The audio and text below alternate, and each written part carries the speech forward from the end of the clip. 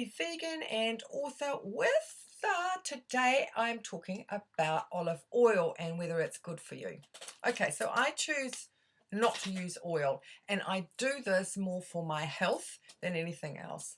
But I really do get some pretty weird looks and comments when I tell people. So now I'm talking about all oil here. I'm not just restricting it to olive, but I'm actually going to pick on the olive oil today simply because many people believe it is heart healthy. Actually, a lot of people think coconut oil as well is healthy. But yeah, I'll talk a little bit about that later on. Okay, so let's start with this olive oil. Now, the usual comment is that I get when I say, no, I don't use olive oil is, oh, that can't be right. How? The Mediterranean diet is one of the healthiest. And look at all the olive oil they have. In fact, because they know I'm vegan, they have meat too. Right. So who doesn't love to think of the Mediterranean with, the beautiful scenery and the red wine and the awesome food? But the Mediterranean diet itself is really lovely. It consists mainly of plant-based foods like fruits, vegetables, whole grains, legumes, nuts, and they use herbs and spices instead of salt. They limit the red meat to a couple of times a month. God, get the words out. They do have fish, perhaps a couple of times a week. They don't use butter, they use olive oil instead, and they limit all dairy.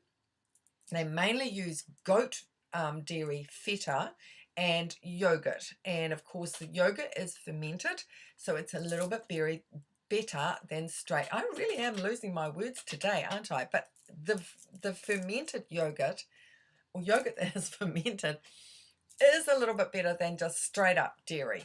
Okay, it seems to get rid of some of the crappy stuff in dairy. Let's get back to the oil. Oil is fat. Now, it's as simple as that. There's no other explanation. It is the fat that is extracted from the olive. Okay? It doesn't have the rest of the olive, like the fiber and the nutrients in it, so it works in synergy to make it a good fat. It is just like animal fats and has about 9 calories per gram. Okay. So for every tablespoon of olive oil, you get 13.5 grams of fat and 120 calories. And most people would be using at least 2 tablespoons or more just about every day. So aside from the health, right, your health, if you're trying to lose weight and you can't get those extra pounds off, are you having olive oil or any other oil for that matter? Okay, maybe try cutting that out and see what happens.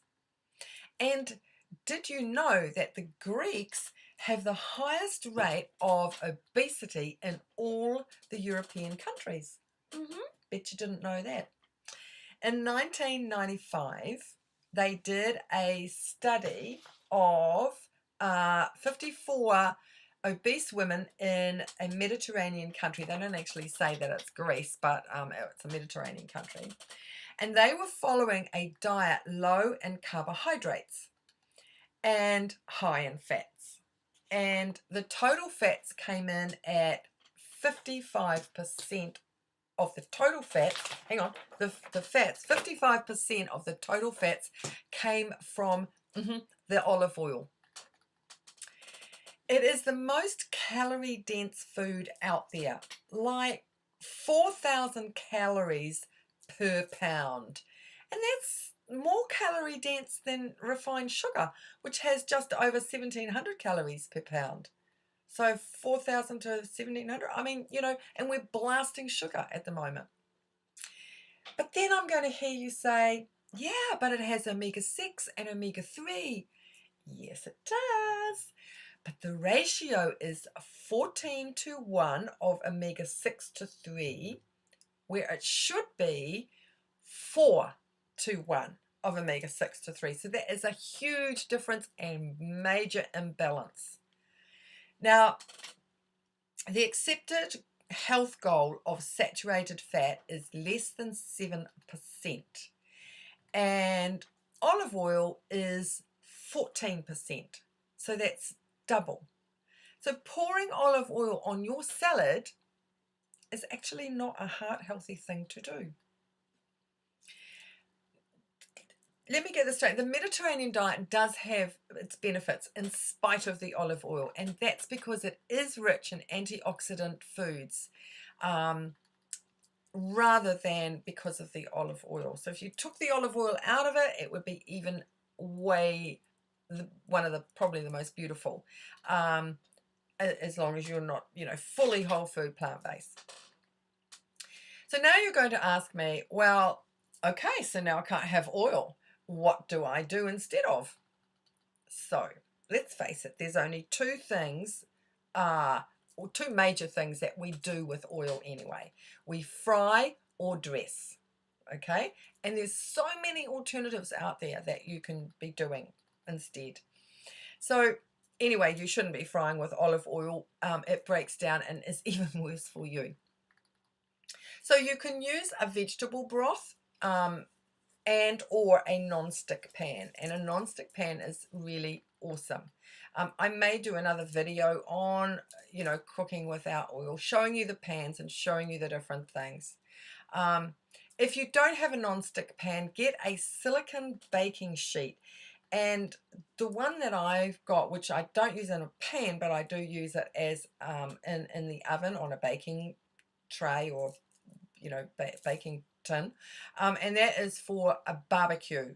They're sort of like a silicone pad, and so they're just quite cheap, and they're quite big, which means you can cut to fit the base of your pan and use it like that, and there you voila, got a non-stick pan.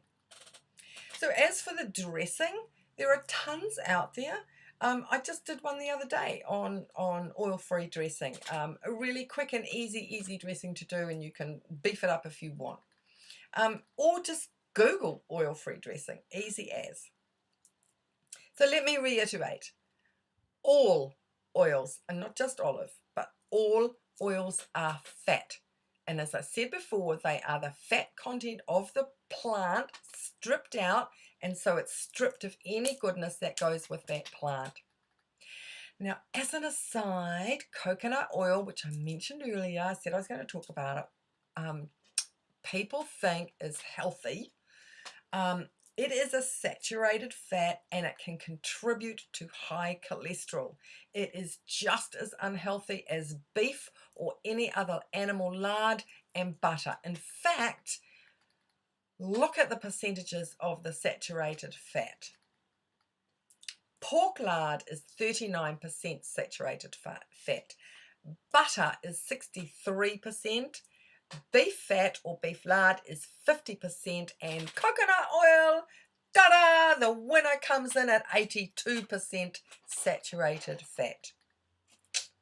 So I don't think I really need to say any more about it, do I? You will find other views out there. There's a ton of it,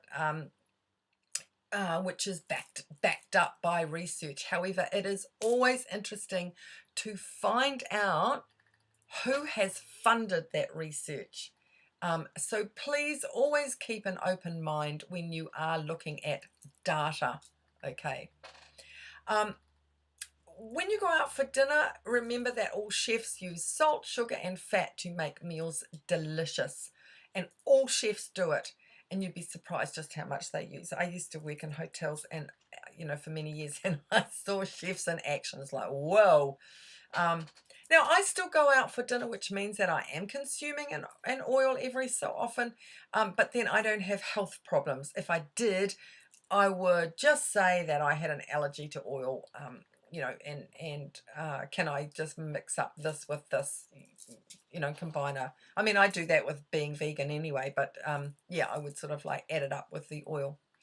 At home here, I use vegetable broth, or I bake, or I just fry in my non-stick pan. I use herbs and spices in place of salt, and I use mostly date paste instead of sugar, or sometimes I'll use date sugar, even sometimes I'll use maple syrup. I've put some links below, which is on different research on the oil, and it is all non-industry funded research. So help yourself to those.